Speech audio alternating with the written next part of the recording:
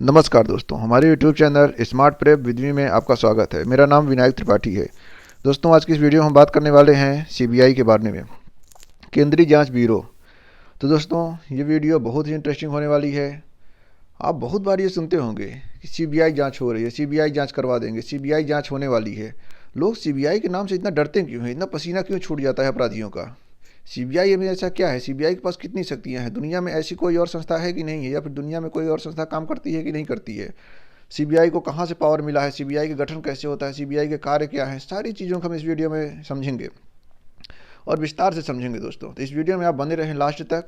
आइए समझते हैं दोस्तों। सबसे पहले हम समझेंगे सीबीआई का full form, central bureau of investigation, Hindi में केंद्रीय जांच ब्यूरो।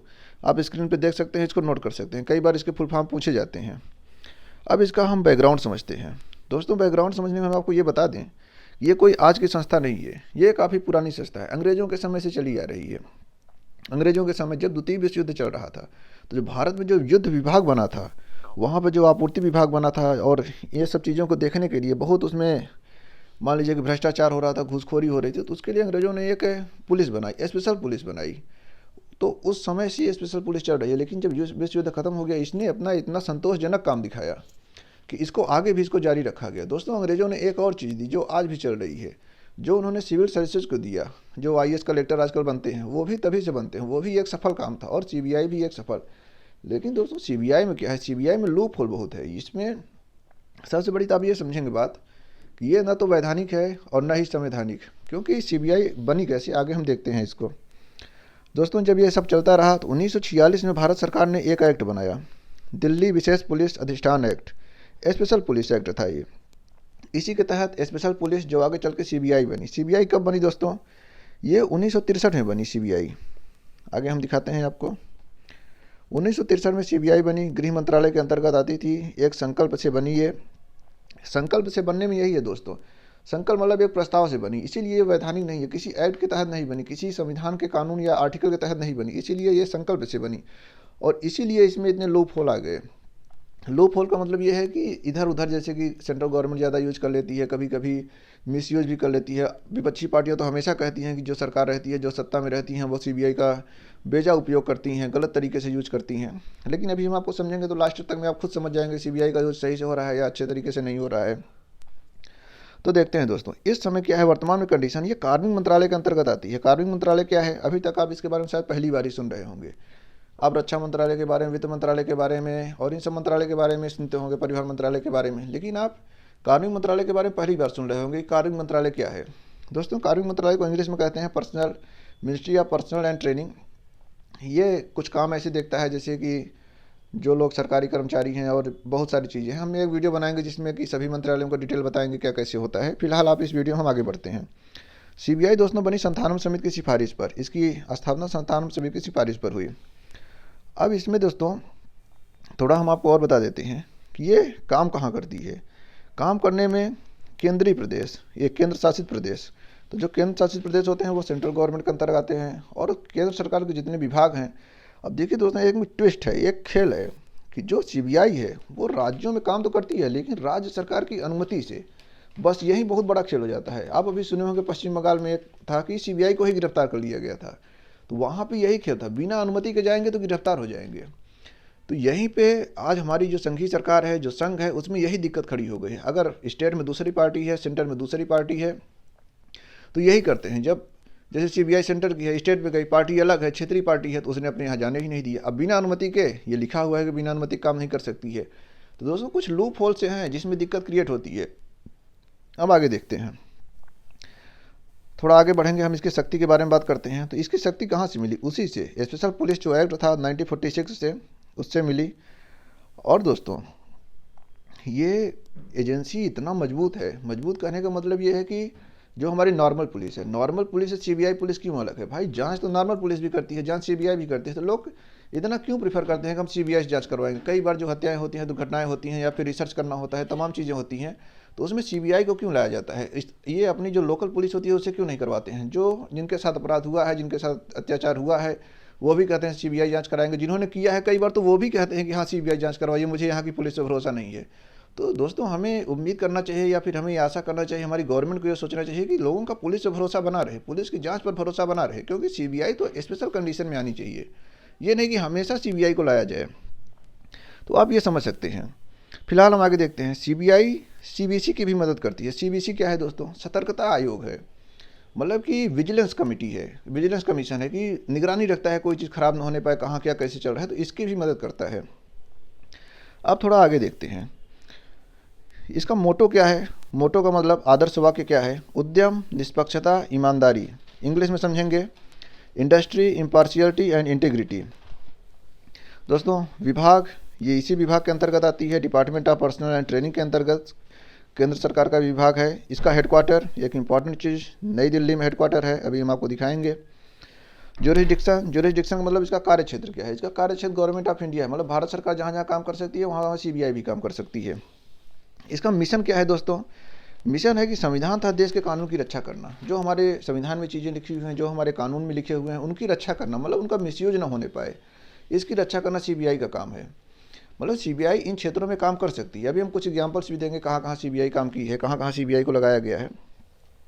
दोस्तों आप समझते हैं इसका विजन क्या है? विजन में भ्रष्टाचार को मिटाना, घूसखोरी को मिटाना, साइबर सिक्योरिटी में मामलों की छानबीन करना, अनुसंधान में सहायता। अनुसंधान में सहायता क्या है दोस्तों? कि मतलब ये भारत इंटरनेशनल लेवल पर काम करती है, तो जब नेशनल लेवल पर है तो इसको एक राज्य से दूसरे राज्य में, कई बार क्या होता है अपराधी यहाँ अपराध किए दूसरे राज्य में भाग गए, सीमा क्रॉस करके दूसरे देश में चले गए, तो वहीं पे सीबीआई का काम आता है। भाई जो राज्य की पुलिस होती है अपने राज्य में काम करती है, थोड़ा बहुत हाथ पाँव मारी तो अदर या स्टेट गवर्नमेंट अनुमति ही नहीं देती है, देती है तो बहुत लिमिटेड रहता है, संसाधन नहीं रहते हैं, तो सीबीआई यहीं पे काम आती है कि एक राज्य से भाग गए दूसरे राज्य में, सीबीआई उनको पकड़ के ले आएगी। कई बार देश के बाहर भाग जाते हैं तब भी सीबीआई पकड़ के ले आएगी। अभी हम आपको बताते हैं सीबीआई विदेश में कैसे काम करती है, फॉरेन में कैसे काम करती है। फिलहाल यहाँ देखिए, हम अब इसके गठन की बात करते हैं। सीबीआई में सीबीआई का गठन कैसे होता है, जो मतलब इसका स्ट्रक्चर क्या है।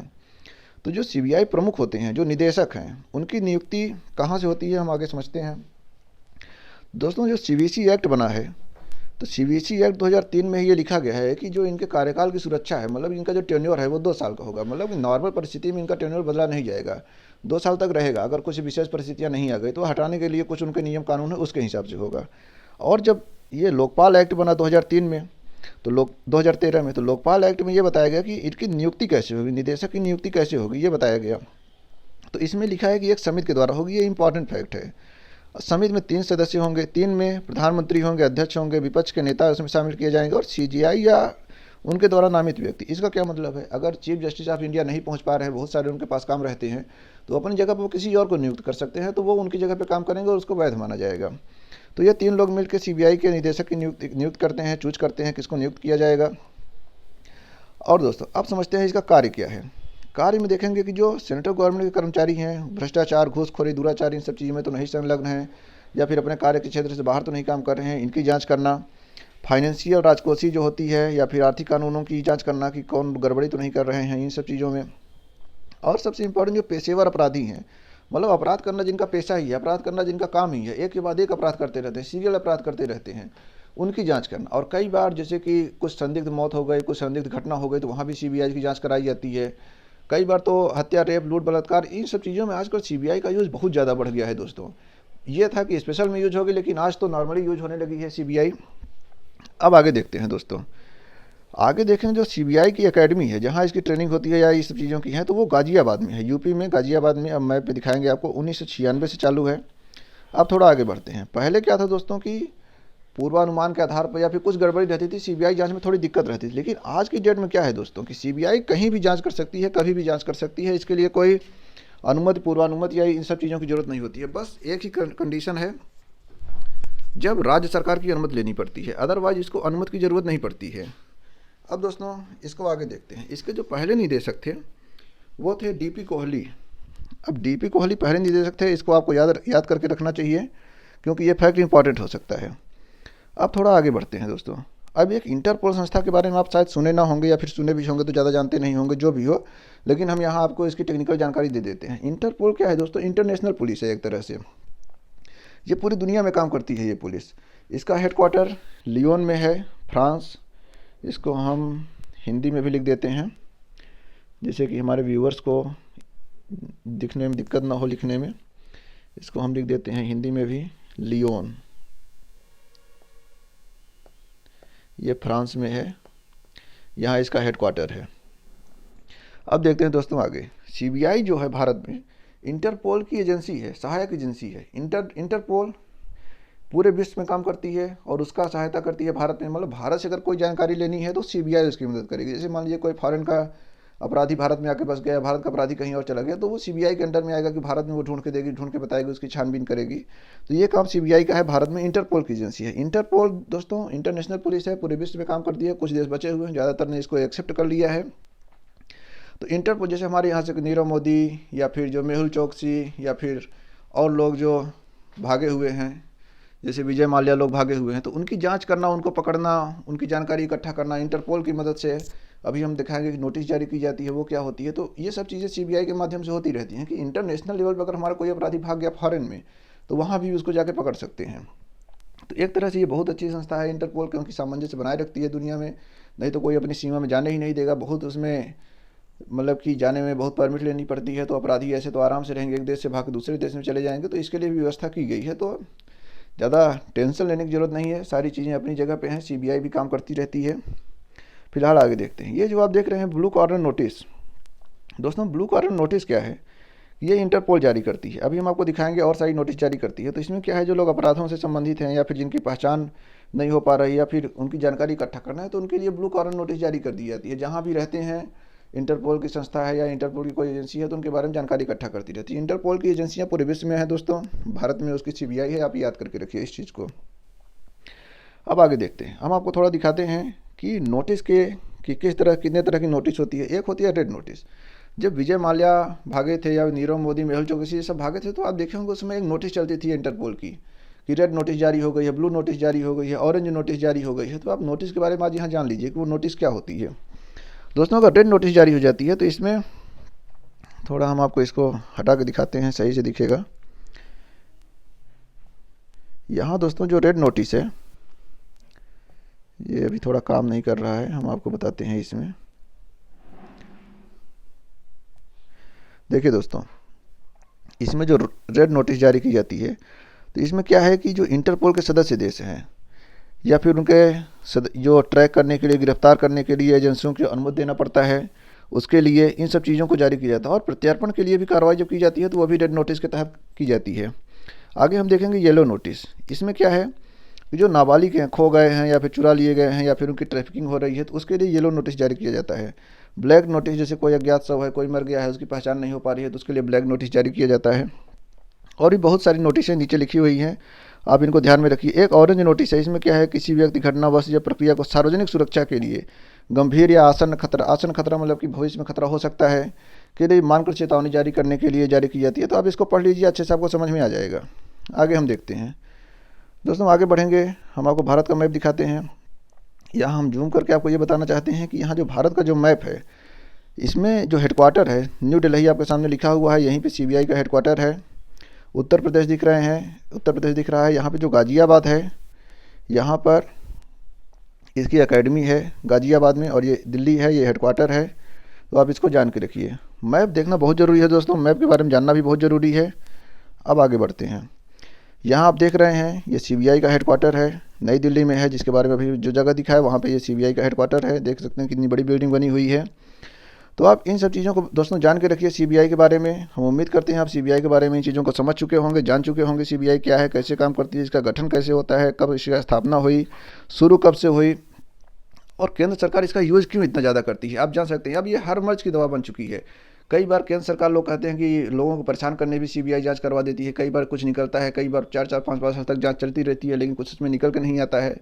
तो लोग कहते हैं कि सरकार मिसयूज कर रही है। अब जो गवर्नमेंट आती है, विपक्ष में जो रहता है वही ये कहता है कि सीबीआई का मिसयूज हो रहा है। दोस्तों हम ये भी उम्मीद करते हैं कि सीबीआई भविष्य में एक संवैधानिक या फिर वैधानिक संस्था बनेगी, इसके अधिकार क्षेत्र को बढ़ाया जाएगा और इसकी जो अस्थिरता है वो खत्म होगी। क्योंकि केंद्र सरकार इसको कैसे यूज करती है, कब अपने हिसाब से यूज करेगी, कब जनता के हिसाब से यूज करेगी, इसमें हमेशा संदेह बना रहता है। तो हम देखेंगे कि कैसे ये कब तक में एक संवैधानिक संस्था बनती है, कब वैधानिक संस्था बनती है, ये संवैधानिक वैधानिक संकल्प प्रस्ताव ये सब क्या होते हैं, कई संस्थाएं बनती हैं, इसके लिए हम एक अलग से वीडियो बनाएंगे। दोस्तों आप हमारे इस वीडियो बने रहें, हमारे चैनल पर बने रहें। अगर वीडियो अच्छा लगा हो तो इसको लाइक करें, जाते जाते हमारे चैनल को सब्सक्राइब जरूर करें और घंटी की बटन को भी दबाएं, जिससे हम ऐसे ही वीडियो अपलोड करते रहें तो आपके पास तुरंत नोटिफिकेशन पहुँचे। तो इस वीडियो को यहीं पर ख़त्म करते हैं। धन्यवाद। जय हिंद।